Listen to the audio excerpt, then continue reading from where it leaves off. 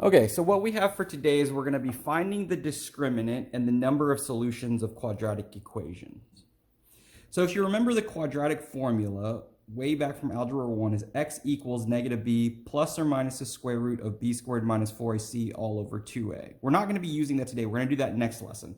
What we're going to be working with today is just the inside of this square root. So just the b squared minus 4ac part, okay?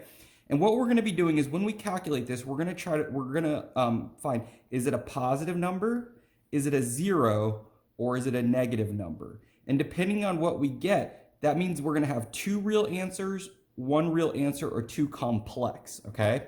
So all we're going to be doing is, again, plugging my a, b, and c into here and saying, do we get a positive, a 0, or a negative? So let's first on these, let's state my a, b, and c. So a is equal to what? 2.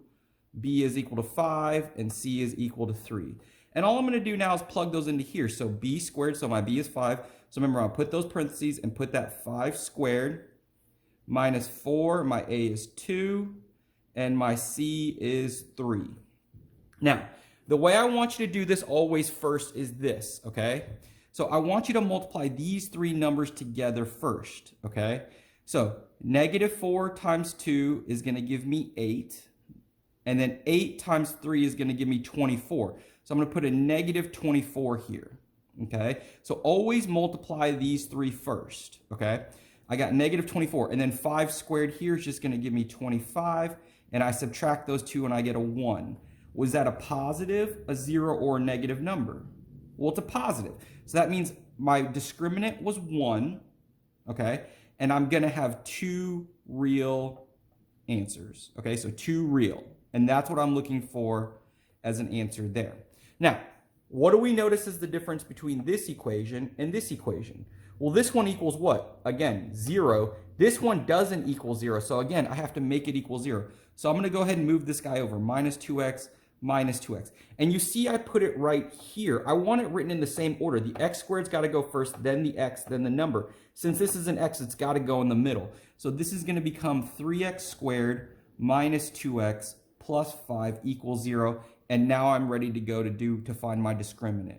So A equals 3, B equals negative 2, and C equals 5. So I'm going to plug it into this equation. So my B is negative 2, so I'm going to put my parentheses and put that negative 2, and then I'm going to square it. Minus 4, my A is 3, and my C is 5.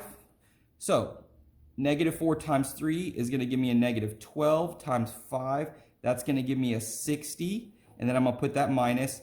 Negative 2 squared is negative 2 times negative 2. That's going to give me a positive 4, and that's going to give me a negative 56. So is that a positive, a 0, or a negative?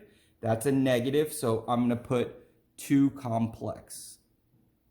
That's my answer type that I'm going to get when I do out this quadratic formula, okay? So all we're doing today is we're just finding the discriminant, which is just that part under the square root. And then from our answer, we're going to see is it positive, 0, or negative, and then we're going to put the appropriate type of answer that we're going to get when we solve this quadratic formula, which we'll be doing in the next lesson, okay? And that's what we got for today. Let's go.